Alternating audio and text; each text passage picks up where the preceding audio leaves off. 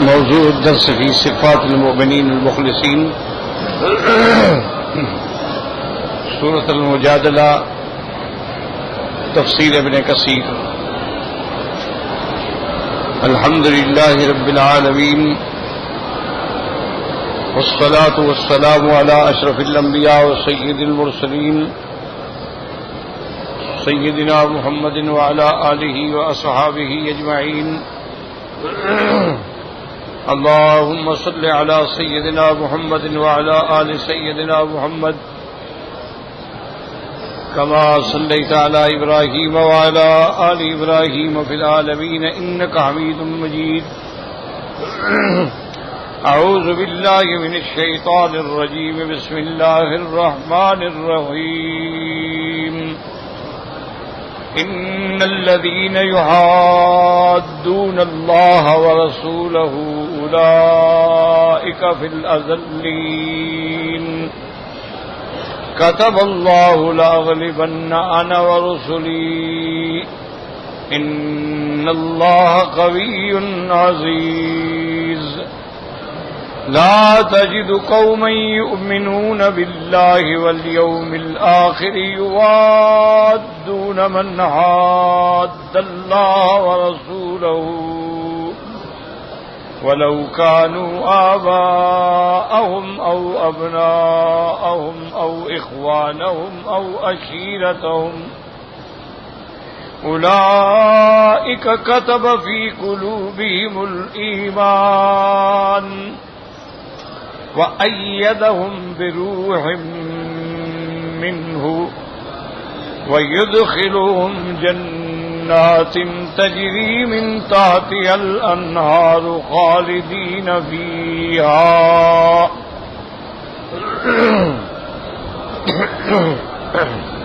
رضي الله عنهم ورضوا عنه أولئك حزب الله ألا إن حزب الله هم المفلحون. قال المؤلف والمفسر رحمه الله تعالى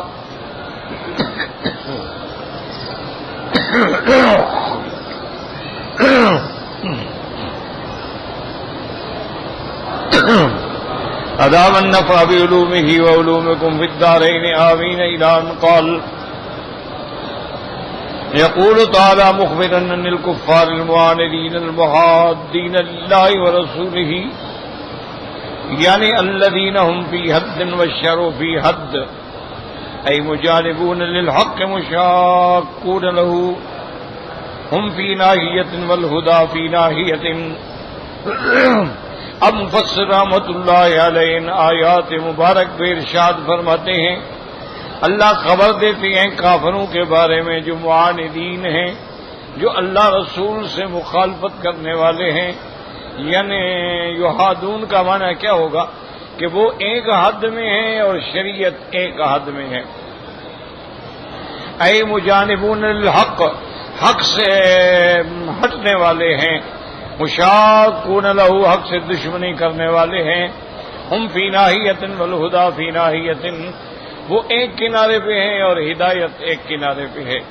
اولئک فی الاذلین اے فی الاشقیاء المبعدین المطرودین عن الثواب الاذلین فی الدنیا والآخرہ.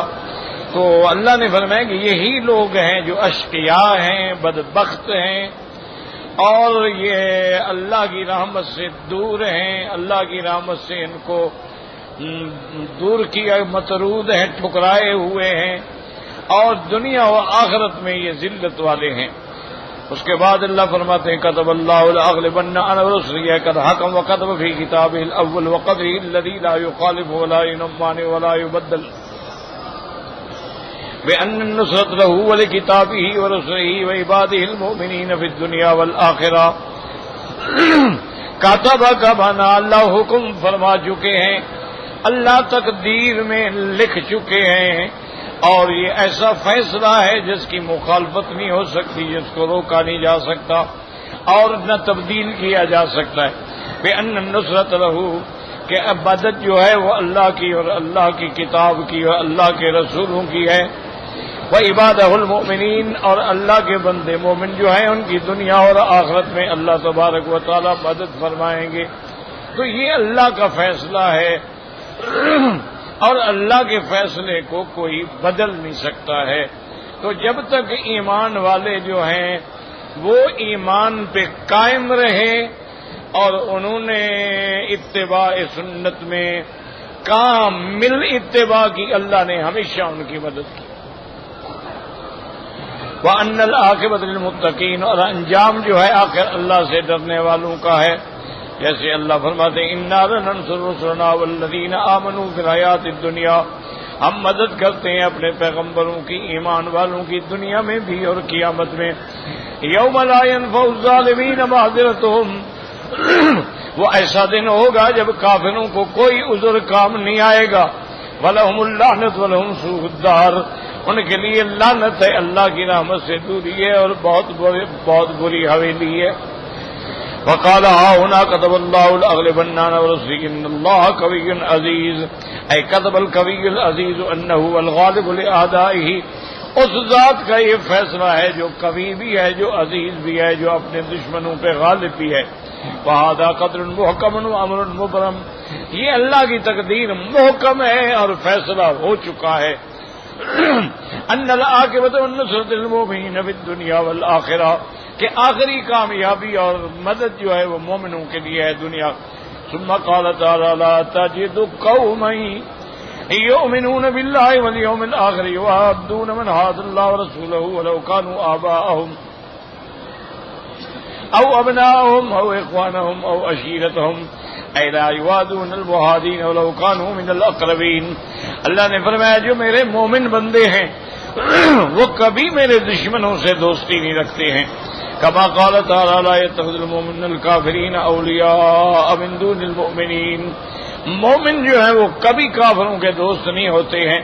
ومن يفعل ذلك، اور جو ایسا کریں گے فليس من الله بشيء، اللہ کے بارے میں کیا ہے، کچھ بھی نہیں کر سکتے. الا ان تتقوا منهم تقى ويحذركم الله نفسا، ہاں اللہ سے ڈریں اور اللہ تبارک و تعالی ان کو ان کے نفس کے لیے تنبیہ فرماتے ہیں. وقال تعالی قل ان كان آباؤكم وابناؤكم واخوانكم وازواجكم وعشيرتكم واموال اقترفتموها وتجارة تخشون كسادها ومساكن ترضونها احب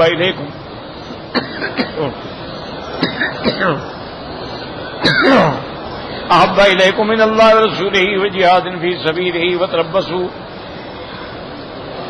حتى يأتي الله بأمره والله لا يهدي القوم الفاسقين. اللہ نے فرمایا چاہے تمہارے باپ ہوں یا اولادیں ہوں یا بھائی ہوں یا بیویاں ہوں یا خاندان ہو یا مال ہو جس کو تم نے جمع کیا ہے، یا تجارت ہے جس میں گھاٹے سے تم ڈرتے ہو، یا تمہارے رہنے کے بڑے پسندیدہ محل ہوں، اگر یہ تم کو اللہ رسول سے اور اللہ رسول کے کلمہ کے لیے جہاد سے زیادہ عزیز ہیں پھر انتظار کرو اللہ کے عذاب کی. حتیٰ یاتی امر اللہ، تاکہ اللہ کا فیصلہ آئے. واللہ لا یہدی القوم الفاسقین، اور اللہ تبارک و تعالی حد سے نکلنے والوں کو ہدایت نہیں دیتے. تو اللہ نے قرآن میں واضح کر دیا کہ اگر تمہیں خاندان، ماں باپ، اولاد، مال اللہ کے رسول سے اور جہاد سے محبوب ہے تو پھر اللہ کے عذاب کا انتظار کرو. آج دیکھ لو دنیا اسی میں لگی ہوئی ہے اور اس لیے ہر جگہ ذلت و خواری ہے. وقت قال سعید بن عبد العزیز والآخر، سعید بن عبد العزیز فرماتے ہیں کہ یہ آیت جو ہے نازل ہوئی ہے فی ابی عبیدہ عامر بن عبد اللہ بن الجراح قتل اباہ یوم بدر. ابی عبیدہ یہ کنیت ہے، نام ان کا عامر بن عبداللہ ہے، جنہوں نے بدر والے دن اپنے باپ کو قتل کر دیا. ولہذا قال عمر بن الخطاب رضی اللہ تعالی عنہ ان جعل امر الشورى بعده في اولئک الستة رضی اللہ عنہم ولو كان ابو عبیدہ حيا لاستخلفته. لا حول ولا قوة. اسی لیے حضرت عمر رضی اللہ تعالی عنہ نے اپنی وفات پر 6 آدمی کی کمیٹی بنا دی تھی کہ فیصلہ کریں گے خلافت کا. تو آپ نے فرمایا اگر آج ابھی عبیدہ زندہ ہوتے تو بس میں اسی کو خلیفہ بنا دیتا. وقیل فی قولی تبارک وتعالی ولو کان آباؤہم نزلت فی ابی عبیدہ قتل اباہ، کہ اس نے اپنے باپ کو بدر والے دن قتل کیا ہے. او ابناہم فی الصدیق، یہ آیت جو ہے سیدنا ابو بکر کے بارے میں ہے کہ جنہوں نے عبد الرحمن اپنے بیٹے کو وہ جب کفر میں تھا تو بدر میں ارادہ کیا کہ میرے سامنے آئے تو میں قتل کر دوں گا. او اخوانہم فی مصعب ابن عمیر، اس نے اپنے بھائی عبید ابن عمیر کو قتل کر دیا. او عشیرتہم فی عمر رضی اللہ تعالیٰ عنہ قتل قریبا لہ یوم دن، حضرت عمر نے بھی اپنے رشتہ دار کو قتل کیا. وفی حمزہ وعلی و عبیدہ ابن الحارث، حضرت حمزہ، حضرت علی، حضرت عبیدہ، انہوں نے عتبہ، شیبہ، ولید ابن عتبہ اپنے رشتہ داروں کو قتل کیا. تو اللہ نے فرمایا یہ میرے لوگ ایمان والے ہیں جن کے سامنے باپ ہے، بیٹا ہے، کچھ ہے، اگر کافر ہے تو کوئی دوستی نہیں ہے. قلت من هذا الكبير حين استشار رسول الله صلى الله عليه وسلم المسلمين في اسارى بدر. اب مفسر فرماتے ہیں کہ حضور نے جب مشورہ لیا بدر میں قیدیوں کے بارے میں، فاشار صدیق میں یفادوا فیکون ما یؤخذ منهم قوة للمسلمین. لا حول ولا قوة. تو حضرت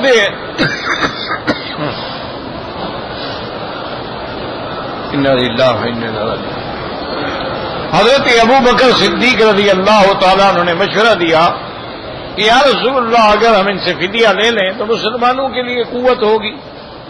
وہم بن الام والعشیرہ، اور یہ رشتہ دار بھی ہیں. فلا اللہ تعالیٰ یہدیہم، ہو سکتا ہے اللہ ان کو ہدایت بھی دے دے. وقالہم اللہ ارا ما رأى. حضرت عمر رضی اللہ تعالیٰ عنہ نے عرض کیا کہ یا رسول اللہ میری رائے یہ نہیں ہے جو ابو بکر کی ہے، بلکہ میری رائے یہ ہے یا رسول اللہ حل تمکنی من فلان قریب عمر وقت لو، آپ مجھے حکم دیں میں اپنے جو قریب ہے اس کو قتل کروں. فتمکن علی من عقیل، حضرت علی کو حکم دیں گے وہ عقیل کو قتل کریں. فتمکن فلان من فلان لیعلم اللہ انہ لیست فی قلوبنا موادات للمشرکین. تو آپ نے عرض کیا فلاں کو حکم دے فلاں کو قتل کریں، ہم اپنے رشتہ داروں کی گردنیں اڑائیں تاکہ اللہ کے آگے ہم خالص سچے ہو جائیں کہ ہمارے دل میں کافروں کے لیے کوئی رعایت نہیں ہے. وقولہ تبارک و تعالی اولئک کتب فی قلوبہم الایمان.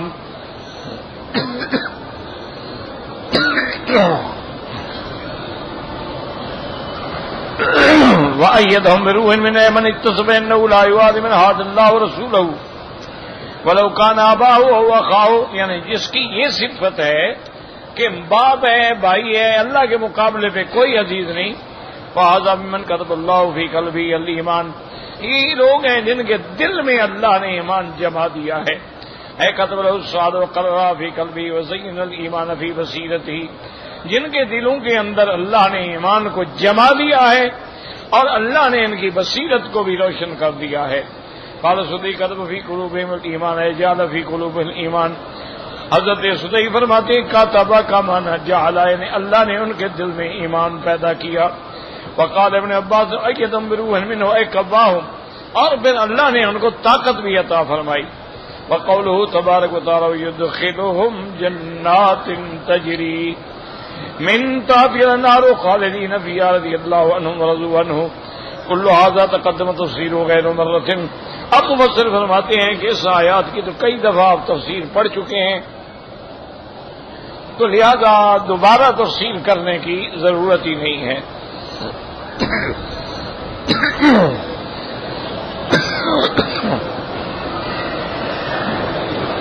لا حول ولا قوة. وفي قوله تعالى رضي الله عنهم ورضوا عنه سر بديع وأنهم لما سقطوا القرائب والأشاعر. بالله تعالى أودهم الله برضوانه وأرضاهم عنه بما آتاهم من نعيم المقيم والفوز العظيم والفضل العميم.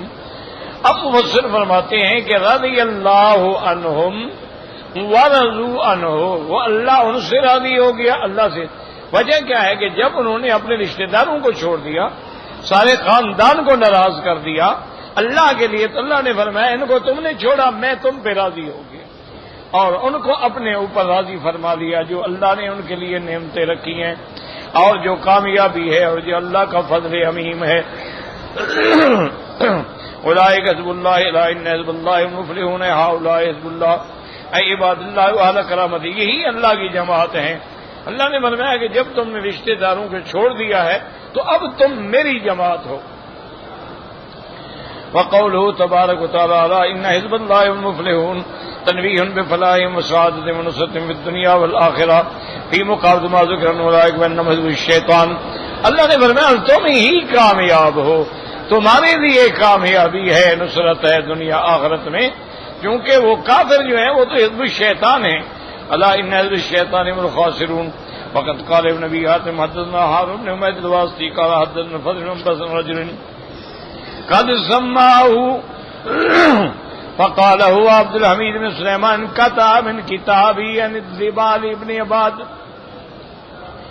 قال كتب ابو حازم الاعرج الى الزهري اعلم ان الجاه جاهان جاه يجريه الله تعالى لأوليائه لأوليائه وإنهم الخامل ذكرهم الخفية شخوصهم.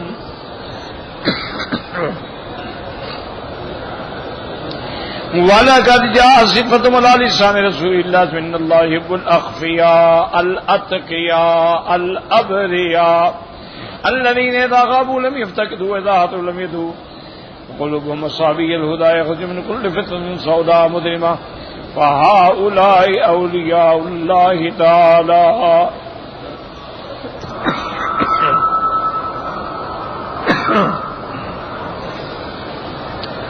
ابو حازم اعرج نے زہری کو لکھا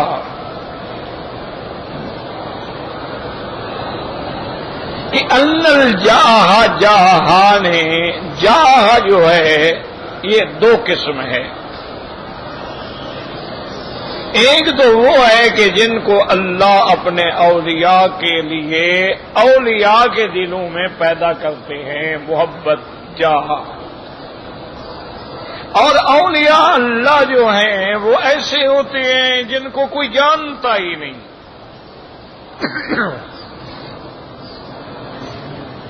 اور بالکل چھپے ہوئے ہوتے ہیں، کوئی دیکھے تو تصور بھی نہ کر سکے کہ یہ اتنا بڑا آدمی ہوگا، اتنے بڑے مقام کا ہوگا، کیونکہ وہ اپنی شہرت تو چاہتے نہیں.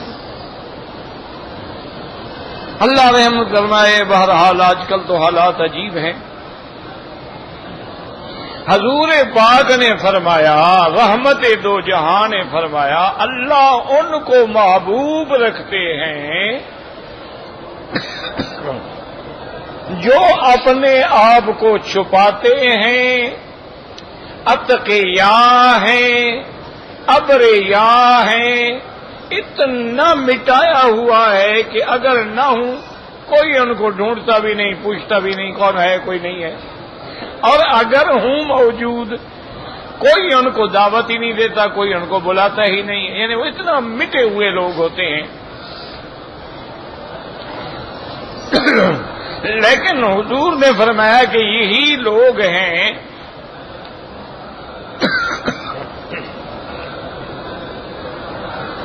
قلوبہم، ان کے دل جو ہیں اللہ نے ہدایت کے دیے بنا دیے ہیں. یخرجون من کل فتنۃ سوداء مظلمۃ، یہ جو بڑے بڑے فتنے آئیں گے اندھیری رات کی طرح ان سے بھی نکل جاتے ہیں. اور یہ ہیں اللہ کے ولی، اللہ کے اولیاء، کہ انہوں نے اپنے آپ کو مٹایا ہوا ہوتا ہے.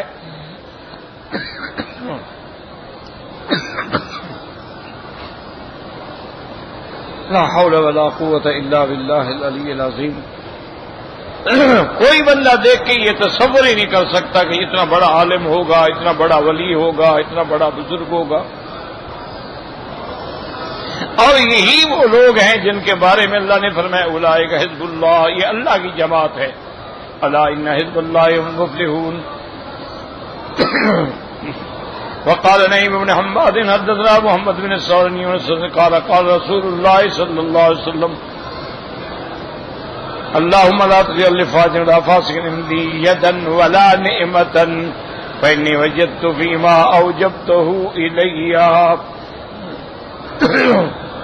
اسی لیے حضور پاک نے یہ دعا مانگی کہ اللہ کسی فاجر فاسق کا مجھ پر احسان نہ رکھنا، کیونکہ میں تیرے حکم کے مطابق ان لوگوں میں ہیں جو تیرے دشمنوں سے کبھی تعلق رکھنا نہیں چاہتا. من یخاذ سلطان. اور بعض علماء فرماتی ہیں کہ یہ ان لوگوں کے بارے میں بھی نازل ہوئی ہے جو بادشاہوں اور حاکموں کے قریب رہتے ہیں اور غریبوں کو ظلم کرتے ہیں. رواہ ابو احمد العسکری و تفسیر سورۃ المجادلہ الحمد والمنہ. الحمدللہ سورۃ المجادلہ کی تفسیر اللہ نے نصیب فرمائی، اور زندگی تو انشاءاللہ آگے سورۃ الحشر ہے جو پڑھیں گے اور جس کی تفسیر اللہ نصیب فرمائیں گے. واللہ اعلم.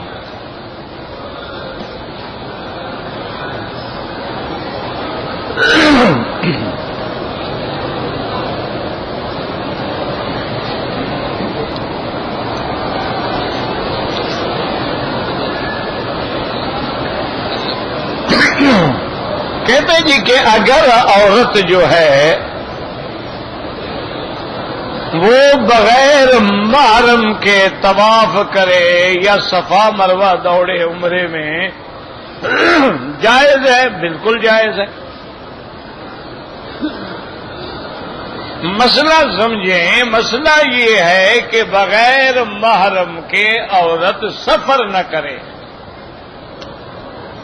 یہ مسئلہ نہیں ہے کہ طواف میں بھی ایک دوسرے کو رسی ڈال کے پکڑیں. آخر نماز پڑھنے آئیں گے تو عورتوں میں نماز پڑھے گی، مردوں میں نماز پڑھے گا، تو علیحدہ تو ہوں گے. وہ سفر کرنا حرام ہے. طواف اکیلے کر لے یا صفا مروہ اکیلے دوڑ لے، کوئی مسئلہ نہیں ہے، کوئی پابندی نہیں. بلکہ حضور صلی اللہ علیہ وسلم کی ازواج مطہرات جو ہے انہوں نے بھی علیحدہ علیحدہ طواف کیے.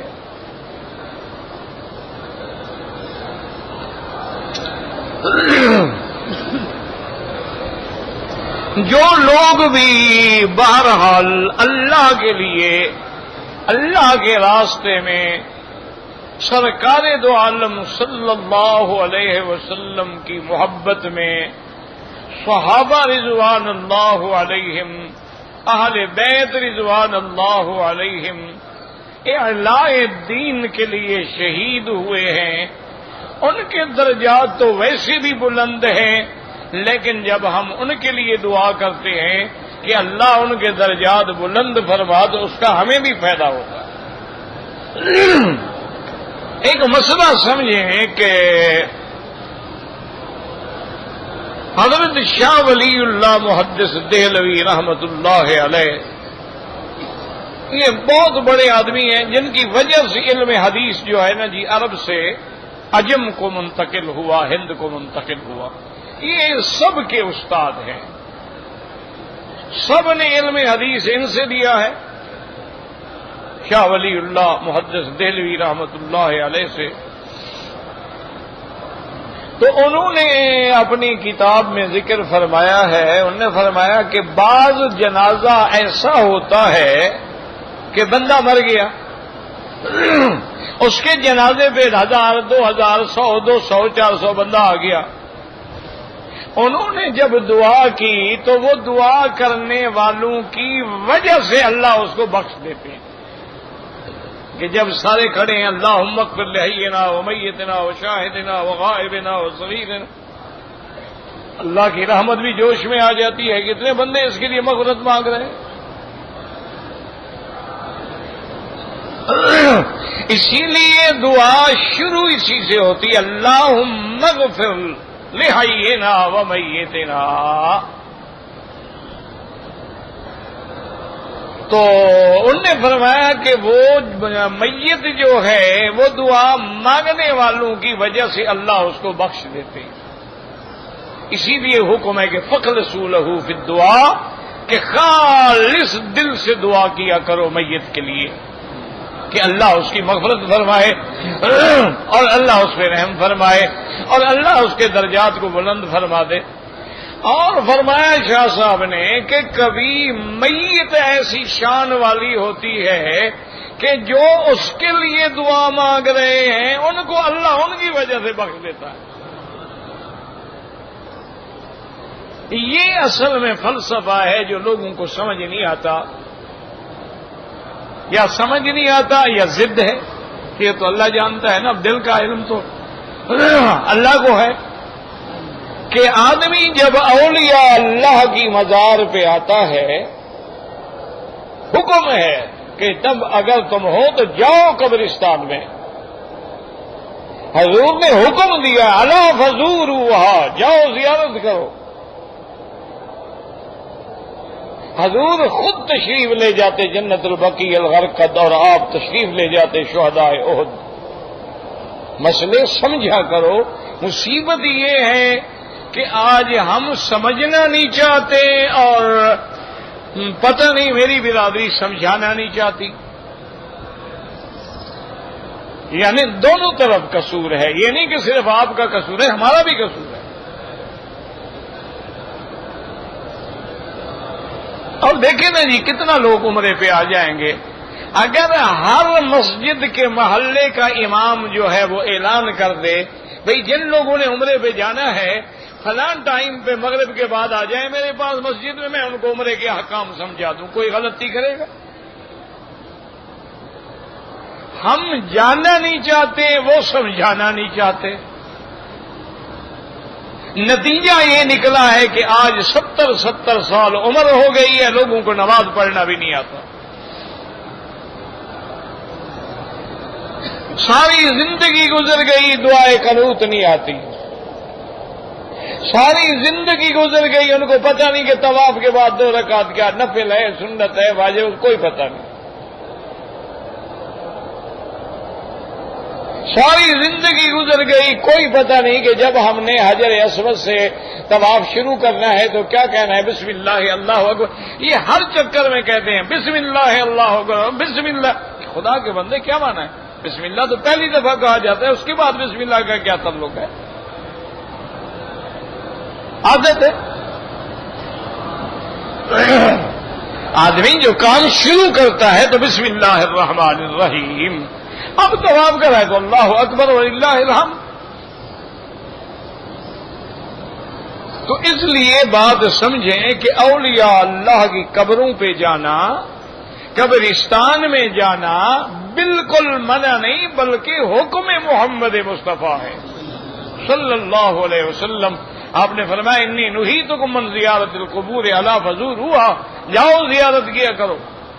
کیونکہ قبروں کی زیارت جو ہے تمہارے دلوں کو نرم کر دیتی ہے اور دل میں موت کی یاد پیدا ہو جاتی ہے اور دل میں اللہ کا خوف پیدا ہو جاتا ہے، بندے کے اعمال کی اصلاح ہوتی ہے.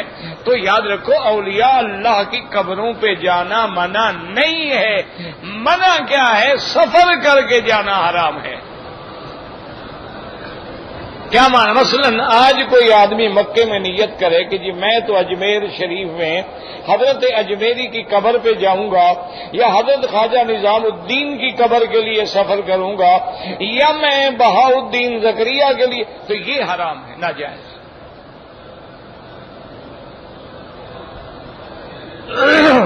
اگر آپ اس شہر میں موجود ہیں، مثلا ملتان میں موجود ہیں، جائز زیارت کریں. آپ لاہور میں موجود ہیں، زیارت کریں. آپ دہلی میں موجود ہیں، زیارت کریں. آپ اجمیر میں موجود ہیں، زیارت کریں. اور زیارت کے بعد یاد رکھو اللہ والوں سے مانگنا شرک ہے. آدمی یہ کہے کہ یا نظام الدین اولیاء، یا عبد القادر جیلانی، یا معین الدین اجمیری، یا علی ہجویری، یا خواجہ فرید الدین شکر گنج میری مشکل حل کری، شرک ہے. چھوٹا بڑا گناہ نہیں، آدمی مشرک ہو گیا، کافر ہو گیا، کیونکہ النداء پکارنا، النظر ماننا اور عاجزی کرنا، اس لیے میرے پاک نبی نے رحمت دو عالم نے 3 جملے فرما کے امت کی ہدایت کا ذریعہ بنا دیا ہے۔ اگر حضور کی یہ 3 باتیں یاد کر لو نا، ساری زندگی گمراہی نہیں ہوگی۔ کیا فرمایا؟ کتنا پیارا فرمایا، اذا سألت فاسأل من اللہ، جب مانگنا ہو تو اللہ سے مانگو، وَإِذَا اسْتَعَنْتَ فَاسْتَعِنْ بِاللَّهِ، اور جب مدد پکڑنا چاہو تو اللہ کی مدد پکڑو۔ 2 باتیں ہو گئی، وَإِذَا تَوَكَّلْتَ فَتَوَكَّلْ عَلَى اللَّهِ، اور جب کسی پہ بھروسہ کرو، آسرا کرو تو اللہ پہ کرو۔ اگر بندوں پہ کرو گے تو ان کے مرنے کے بعد پھر کس پہ توکل کرو گے؟ تو جب مانگو کس سے مانگو؟ اللہ سے، اور جب مدد پکڑو تو کس سے پکڑو؟ یہ روز نماز میں پڑھتے ہو، ایاک نعبد و ایاک نستعین، تیری ہی عبادت کرتے ہیں اور تجھ ہی سے مدد۔ کس کی عبادت کرتے ہیں؟ تیری ہی عبادت کرتے ہیں، یہ نہیں کہ تیری بھی عبادت کرتے ہیں۔ جیسے کوئی آدمی کی بیوی ہو، وہ کہے کہ میں تیری بھی بیوی ہوں لیکن کبھی کبھی کسی غیر کے بستر پہ بھی چلی جاتی ہوں، کیا خیال ہے؟ اللہ فرماتے ہیں تیری بیوی غیر، اور غیر بھی تیرا بھائی ہو تو برداشت نہیں کرتا، میں بندوں کا شرک کیسے برداشت کروں گا؟ تو اس لیے آگے کیا کہتے ہیں؟ ایاک نستعین، تجھ ہی سے مدد مانگتے ہیں۔ اور آگے دعا کس سے کرے؟ اہدینا الصراط، آپ ہمیں راستہ دکھائیے۔ اب آپ جب مزار پہ جائیں گے، یاد رکھو، اگر مزار والے سے مانگو گے تو یہ شرک ہے، اور یہ کہو کہ ہم ان سے کہیں گے، یہ ان سے کہیں گے، یہ بھی شرک ہے۔ یہی عقیدہ تھا ابو جہل اینڈ کمپنی کا کہ ہؤلاء شفعاؤنا عند اللہ، وہ کہتے تھے یہ جو ہمارے بت ہیں یہ خدا نہیں ہے، یہ ہمارے سفارشی ہیں، ہم ان کو کہتے ہیں، یہ اللہ کو کہتے ہیں۔ اور یہی اگر عقیدہ مسلمان کا ہے تو پھر فرق کیا ہے؟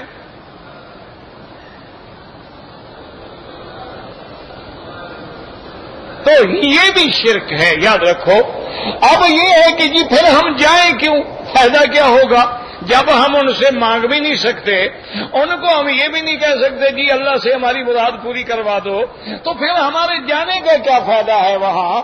تو اس کو حضرت شاہ ولی اللہ نے حل فرمایا، انہوں نے فرمایا جب تم اللہ کے ولی کی قبر پہ جاتے ہو اور کہتے ہو کہ یا اللہ یہ تیرا پیارا ہے، تیرا محبوب ہے، تیرا ولی ہے، تیرا بزرگ ہے، تیرا محبوب بندہ ہے، اس کے درجات بلند فرما دے، اس کی قبر کو نور سے بھر دے، اس کے درجات میں اور اضافہ فرما دے، تو جب تم اللہ کے دوست کے لیے مانگتے ہو اللہ کی رحمت جوش میں آ جاتی ہے کہ ایک گناہگار بندہ ہو کر میرے ولی کے لیے مانگ رہا ہے۔ اللہ فرماتے ہیں بندے تیری بگڑی میں بنا دوں گا، جاؤ جاؤ۔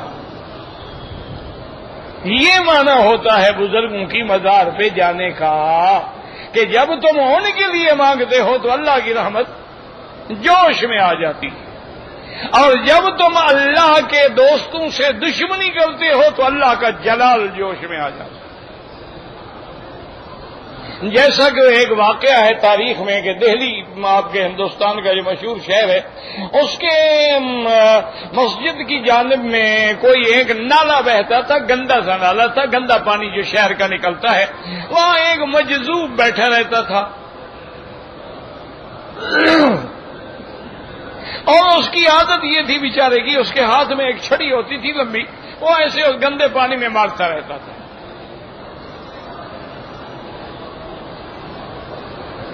ایک دن ایسا ہوا کہ ایک کوئی سیٹھ کا لڑکا جو ہے وہ اپنی محبوبہ کے ساتھ نکلا، اور دونوں جناب سوٹڈ بوٹڈ لباس پہنے ہوئے فیشن کے ساتھ وہاں سے گزرے۔ وہ اپنی میں مگن تھا، اس نے جو مارا نا جی وہ بیت، اور پانی کے چھینٹے جو اڑے نا جی وہ سارے کے سارے ان دونوں کے کپڑوں پہ آ گئے۔ وہ نوجوان جو تھا وہ غصے میں آیا، اس نے کہا شرم نہیں آتی، بزرگ بنا بیٹھا ہے، گندے پانی میں بیت مارے، کون سی بزرگی ہے، میرے دیکھو کپڑے برباد کر دیے، اس کا سوٹ تباہ کر دیا، اب ہم واپس جائیں، غسل کریں، کپڑے بدلیں، پھر ہم پارٹی میں پہنچے۔ اور اس کے ہاتھ میں ایک سٹک تھی، اس نے آگے 2-3 ماری اس فقیر کو۔ کہا شرم نہیں آتی، یہی بزرگی ہے تمہاری؟ اور غصے میں جانے لگا، ابھی 10 قدم نہیں گیا تھا کہ پلٹی کھا کے زمین پہ گرا، پیٹ میں ایسا درد اٹھا کے لوٹ پوٹ ہو گیا۔ عورت سمجھدار تھی، وہ سمجھ گئی، اس نے کہا اس کو کوئی بیماری نہیں تھی، ابھی اس نے اللہ والے کو مارا ہے اور یہ حال ہو گیا ہے، معلوم ہوتا ہے اس کی بد دعا لگ گئی۔ وہ آئی اور اس نے آ کے جناب پاؤں پکڑ لیے، حضرت مہربانی کریں مہربانی کریں، آپ نے بد دعا کی؟ فرمایا بیٹی میں نے کوئی بد دعا نہیں کی۔ انہوں نے کہا حضرت یہ دیکھیں سامنے تڑپ رہا ہے، مہربانی فرمائیں۔ فرمانے لگے بیٹی بات یہ نہیں ہے، جب میرے بیت سے تیرے کپڑے خراب ہوئے، تیرے یار کو غصہ آ گیا، اس نے ہمیں بیت مارے، جب اس نے ہمیں بیت مارے میرے یار کو بھی غصہ آ گیا، تو اس نے بھی بدلہ لے لیا، میں کیا کروں؟ انہوں نے کہا بس مہربانی کریں، حضرت معاف کر دیا۔ تو کہنا یہ ہے جب تم اللہ والے کے لیے دعا مانگو گے تو اللہ اس کی وجہ سے تم پہ رحمت کر دیتے ہیں، کہ جب تم کہتے ہو اللہم اغفر لحینا و میتنا، اور یہی مسئلہ سمجھ لو کہ دعا تو میت کے لیے ہے لیکن پہلے زندہ کا لفظ آیا اللہم اغفر لحینا و، کیا مطلب بھی میت کے لیے مانگنے والے ہو تو پہلے اس کے لیے مانگو۔ تو اشارہ ہو گیا کہ میرے بندے تم اس کے لیے نہیں مانگ رہے ہو، اصل تو تیرے لیے دعا ہے، جب تو اس کے لیے مانگے گا تو زندہ کو تو ہم بخش دیں گے نا، اس لیے اللہ نے لحینا مقدم کر دیا۔ اور دوسرا علماء نے فرمایا اس میں راز ہے کہ مرنے والے کے تو عمل ختم ہو گئے، اب زیادہ محتاج تو زندہ ہے، تو لہذا جو زندہ ہے اس کے لیے پہلے دعا کی اللہم اغفر لحینا و میتنا۔ تو اس لیے یاد رکھو قبروں پہ جانا بھی جائز ہے، اللہ والوں کے لیے دعا کرنا بھی جائز ہے، اور ان کو قرآن پڑھ کے ثواب بخشنا بھی جائز ہے، اور اگر چاہو تو خالص اللہ کے لیے خیرات کرو اور نیت کر لو کہ یا اللہ اس کا ثواب فلاں کو عطا فرما دے، وہ بھی اللہ عطا فرما دیتے ہیں۔ بدعات تو وہ ہیں جو تم نے رواج بنا رکھے ہیں کہ جی عرس والے دن ہم نے جا کے وہاں دمبا ذبح کرنا ہے، تو جب قبر پہ آ کے ذبح کرو گے اسی کا نام ما اہل بھی لغیر اللہ ہے، اب اس کا کھانا بھی حرام ہے اور کھلانا بھی حرام ہے۔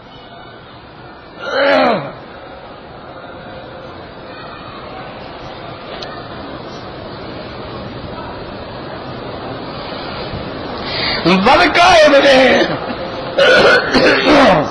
نوفل جو ہیں وہ حضرت عیسیٰ کی شریعت پہ ایمان تھا ان کا۔ جب حضور صلی اللہ علیہ وسلم کو بی بی خدیجہ الکبریٰ رضی اللہ عنہا لے کے آئی، چونکہ بی بی خدیجہ کے رشتہ دار بھی تھے، اور ان کو سارا واقعہ سنایا کہ ایسے سرکار غار میں بیٹھے تھے، ایسے ایک انسان اترا، ایسے اس نے کہا، سارا واقعہ سنایا، سنتا گیا اور اس کے بعد اس نے کہا اب شری یا خدیجہ، خدیجہ تجھے مبارک ہو۔ انہوں نے کہا کیا مانا؟ انہوں نے کہا تیرا شوہر نبی ہے اللہ کا، اور یہ اترنے والا ناموس الذی نزل علی موسیٰ، یہ وہی فرشتہ ہے جو موسیٰ علیہ السلام پہ اترتا تھا، اللہ کے نبی پہ اترا ہے، آپ نبی ہیں۔ اور اس کے بعد ورقہ نے کہا کہ یا رسول اللہ، میں آپ پر ایمان لاتا ہوں اور میری تمنا ہے کہ کاش میں جوان ہوتا، اب میں بوڑھا ہو گیا، اعضاء ناکارہ ہو گئے ہیں، اگر میں جوان ہوتا میں آپ کے ساتھ کھڑا ہوتا۔ اور ایک خیال رکھنا میرا محبوب، ایک وقت آئے گا جب تیری قوم تجھے نکالے گی مکے سے۔ تو حضور نے فرمایا اب مخرجیہم،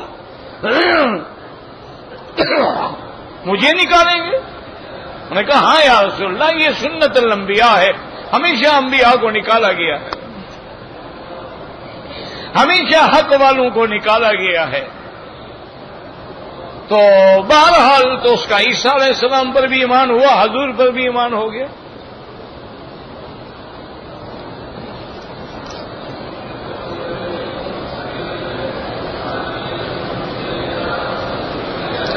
کہتے ہیں جی کہ میں نے اپنے پورے خاندان کی موجودگی میں 2 گواہوں کی، وکیلوں کی بنا پہ فون پر نکاح کیا ہے۔ میرا بھائی، ٹیلی فون پہ نکاح نہیں ہوتا، نکاح کے لیے شرط ہے کہ ایک ہی مجلس میں، یعنی ایک ہی مقام پر جس کا نکاح ہونا ہے، دولہا بھی اور دلہن کا باپ یا وکیل جو بھی ہو، وہ دونوں ایک جگہ موجود ہوں اور گواہوں کے سامنے ایجاب و قبول ہو، پھر نکاح ہوتا ہے۔ ایک دوسرے ملک میں ہو اور ایک ادھر ہو، وہ نکاح نہیں ہوتا۔ اب کیا ہوگا؟ کوئی مشکل نہیں ہے، دوبارہ نکاح کر لیں، یا اگر آپ وہاں نہیں جا سکتے ہیں، آپ باقاعدہ تحریر لکھ کے بھیج دیں کہ میں نے فلاں بندے کو اپنا وکیل بنایا ہے، وہ جا کر مسمات فلاں بنت فلاں بعوض حق المہر اتنا، میرا نکاح بحیثیت وکیل کے کر دیں، وہ آپ کا جا کے نکاح کر دے گا، بات ختم ہو گئی، کوئی مسئلہ ہی نہیں، کوئی مشکل ہی نہیں۔ لیکن ٹیلی فون پہ یا کیمرہ سیشن سے نکاح نہیں ہوتے ہیں۔ جو چیزیں جاندار نہیں ہیں ان کی تصویر بنانا جائز ہے۔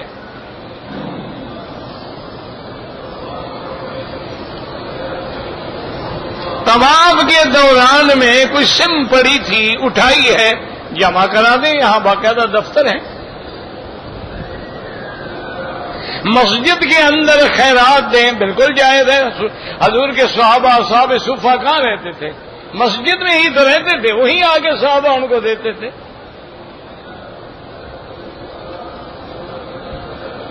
قربانی کا گوشت جو ہے وہ ہندو کو بھی دے سکتے ہیں، جس کو چاہو دے دو، تیسرا حصہ تمہارا ہے، تو اس میں سے جسے چاہیں آپ دے دیں، کوئی مسئلہ نہیں ہے۔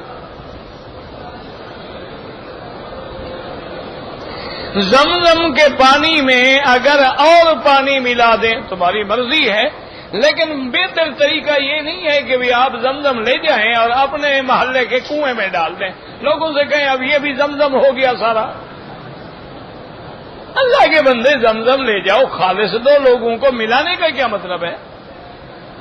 یعنی عادت ہو گئی ہے کہ ہر چیز میں ملاوٹ، عقیدے میں بھی ملاوٹ، اللہ کا گھر کا بھی طواف، قبر کا بھی طواف، اللہ سے بھی مانگیں گے یا شیخ عبد القادر جیلانی شیئن للہ کے وظیفے بھی پڑھیں گے، یعنی ہر چیز میں ملاوٹ ہے۔ تھوڑا دے دیں، آپ ایک ڈھونڈ دے دیں، بھائی اتنا لانے دیا ہے انہیں، ہم کیا کریں؟ کہتے ہیں جی کہ پہلی بیوی کی اجازت کے بغیر دوسرا نکاح ہو سکتا ہے۔ پہلی بیوی پاگل ہو گئی ہے کہ اجازت دے گی؟ نہیں، اس کا دماغ خراب ہے، کیوں اجازت دے گی؟ مجھے وجہ بتاؤ۔ وہ تو پاؤں قبر میں بھی ہوں تب بھی اجازت انشاءاللہ نہیں دے گی۔ یہ تو آپ کے قانون ہیں، آپ کے انگریزی قانون ہیں۔ اسلام میں کوئی حکم نہیں کہ پہلی بیوی کی اجازت دو۔ اسلام آپ کو پابند کرتا ہے، وَإِنْ خِفْتُمْ أَلَّا تَعْدِلُوا فَوَاحِدَةً، اگر عدل نہ کر سکو پھر ایک پہ گزارا کرو. اگر تمہارے اندر عدل کی طاقت ہے، دونوں کو گھر دے سکتے ہو، دونوں کو نان نفقہ دے سکتے ہو، دونوں کے حقوق زوجیت ادا کر سکتے ہو، کر لو، پوچھنے کی کیا ضرورت ہے؟ ویسے میں تو ہمیشہ دوستوں سے کہتا ہوں کہ جو پہلی بیوی سے پوچھے یا مولوی مکی سے مسئلہ پوچھے کبھی دوسری شادی نہیں کرے گا. میرا بھائی جو کرتے ہیں پوچھا نہیں کرتے، بچہ پیدا ہونے کے بعد گھر لے آتے ہیں کہ جی ان سے ملے، یہ میری بیگم ہے اور یہ میرا بچہ ہے. سارے گھر والے خود بخود راضی ہو جاتے ہیں کہ پوچھنے والے بھی کبھی شادی کرتے ہیں.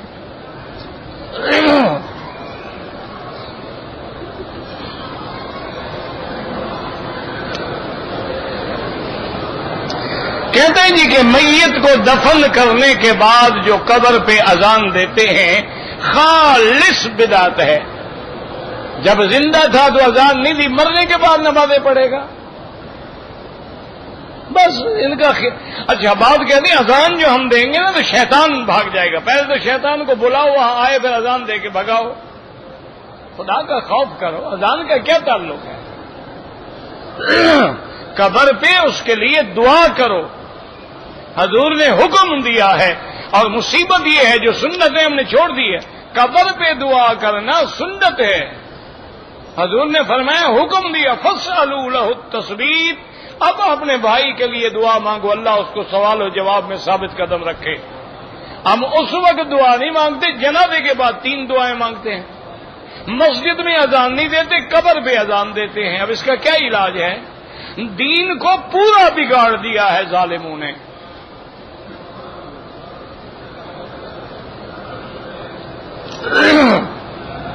کرسی پہ بیٹھے تاکہ آپ کی زیارت ہو. میری زیارت سے کون سے آپ کے گناہ معاف ہو جائیں گے اور درجات بلند ہو جائیں گے؟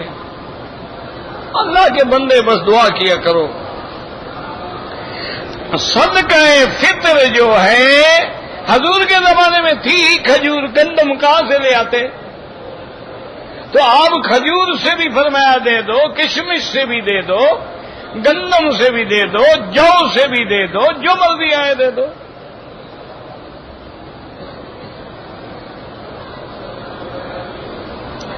میں مکے میں رہتا ہوں، میرا صدقہ فطر جو ہے میرے گھر والے پاکستان ادا کر دیں، کوئی بات نہیں.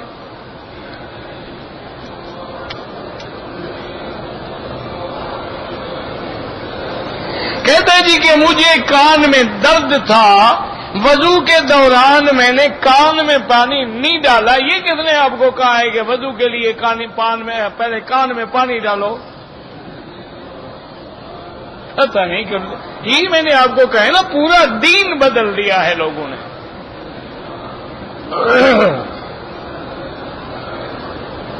اگر نماز جنازہ میں دعا نہ آتی ہو تو یاد کرو، سیکھو.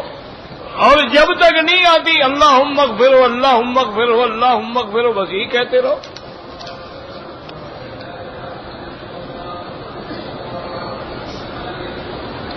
میں نے صفا کے بعد سر کے 7 جگہ سے تھوڑے تھوڑے کٹ لگوائے تھے.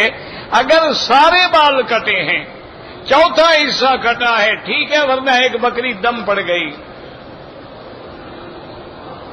طواف جب میں نے شروع کیا، پتہ نہیں میں نے استلام کیا نہیں کہ جو کیا اللہ قبول فرمائے.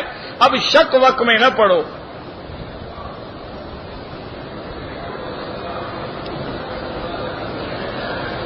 میں آپ سے علیحدہ ملنا چاہتا ہوں، تو جب درس ختم ہو میرے ساتھ چلے جائیں، بالکل ملیں.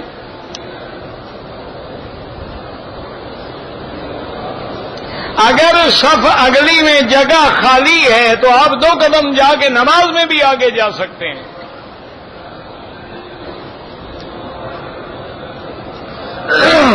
جو فوت ہو گئے ان کے لیے عمرہ ہو سکتا ہے، بالکل ہو سکتا ہے.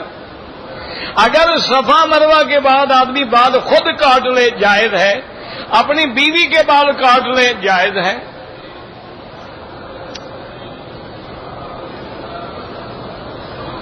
میرا بیٹا بیمار ہے، اللہ شفا عطا فرمائے. اللہ تبارک و تعالی ہر بیمار پہ رحمت فرما. اللہم اشفنا واشف مرضانا ومرضى من اوصانا واستوصانا ومرضى المسلمین برحمتک یا ارحم الراحمین.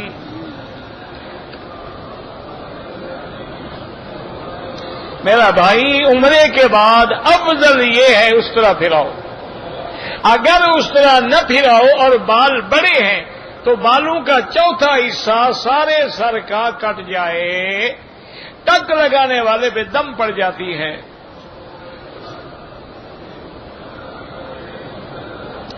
کام مکہ میں ملتا ہے، مکہ سے باہر بھی ملتا ہے. صاف بات ہے، مکے کی فضیلت الگ ہے. ہم یہ دعا کر سکتے ہیں کہ اللہ ہماری زندگی مکے مدینے میں گزرے. بالکل، حضور نے تو یہ بھی فرمایا ہے من استطاع منکم ان یموت فی المدینۃ فلیمت. فرمایا جو تم میں طاقت رکھتا ہے کہ اس کی موت مدینے میں آئے تو کوشش کرے. کیا مانا کہ وہاں رہے گا تو موت آئے گی نا، یعنی کوشش کرے کہ اس کی موت مدینے میں آئے. تو مکے مدینے میں ایمان پہ موت آ جائے تو اس سے بڑا پھر مقام کیا ہو سکتا ہے. عربی زبان سیکھنے کے لیے کوئی آسان رستہ بتائیں. عربی لوگوں کے ساتھ رہیں اور عربی بولا کریں. آئے نہ آئے غلط غلط بولتے رہو، 1-2 مہینے میں سیکھ جاؤ گے.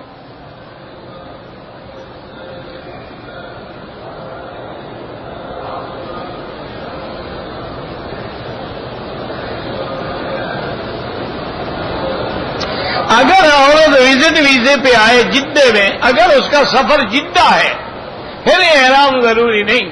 جدے سے پھر احرام باندھ کے عمرہ کیا ٹھیک ہے. اگر سیدھی نیت مکے کی تھی اور احرام نہیں باندھا تو دم پڑ جائے گی. ایک سفر میں آدمی کتنے عمرے کر سکتا ہے؟ جتنا اللہ توفیق دے. نفلی عبادت ہے، عمرہ نفلی عبادت ہے. کریں اپنے لیے، پھر دعا کریں اللہ اس کا ثواب فلاں کو عطا فرما. دم اس وقت واجب ہوتا ہے جب عمرے میں یا حج میں کوئی واجب چھوٹ جائے.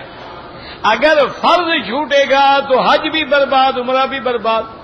اگر واجب چھوٹے گا تو ایک بکری دم دینی ہوگی. لیکن آپ عمرہ کرنے سے پہلے مسائل سیکھ لیا کریں تاکہ غلطی ہی نہ ہو.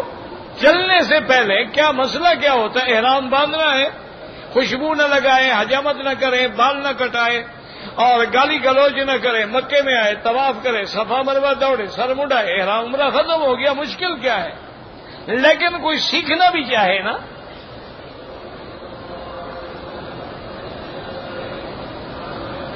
کہتے ہیں کہ ہمارے پاس میت کے ورثاء جو ہیں، مولوی صاحب میت کے ہاتھ پکڑ کر ورثاء کے ہاتھ میں رکھتے ہیں اور کلمہ پڑھ کے پیسے لیتے ہیں. خالص حرام ہے. دینے والوں کے لیے بھی حرام ہے اور لینے والوں کے لیے بھی حرام ہے. یعنی مولوی زندہ کے بجائے مردہ کو بھی نہیں چھوڑتا. اور انشاءاللہ ساری زندگی اسی مردے میں ہی رہے گا، فکر نہ کرو. کبھی مردوں کے کپڑے ملیں گے، کبھی جوتے ملیں گے، کبھی کل کھانی کے چاول ملیں گے. اسی پہ اور جو اللہ کے دروازے پہ بیٹھیں گے اللہ ساری دنیا ان کے آگے جھکا دیتے ہیں.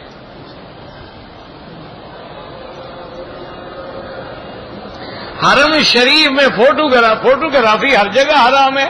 حرم میں ڈبل حرام ہے.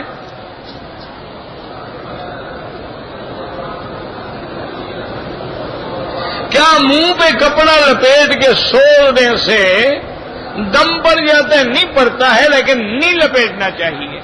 سوتے وقت نہ سر پہ کپڑا ڈالیں نہ چہرے پہ کپڑا ڈالیں. نیند میں پڑ گیا کوئی بات نہیں، وہ تو اس کے بس میں نہیں ہے. تو اس لیے بہرحال احتیاط کریں. اللہم صلی علی سیدنا محمد وعلی آل سیدنا محمد کما صلیت علی ابراہیم وعلی آل ابراہیم فی العالمین انک حمید مجید. اللهم انت ربي لا اله الا انت الاحد الصمد الفرد الذي لم يلد ولم يولد ولم يكن له كفوا احد. اللهم انت ربي لا اله الا انت الحنان المنان بديع السماوات والارض يا ذا الجلال والاكرام يا ذا الجلال والاكرام يا ذا الجلال والاكرام. يا معلم ابراهيم علمنا، يا مفهم سليمان فهمنا.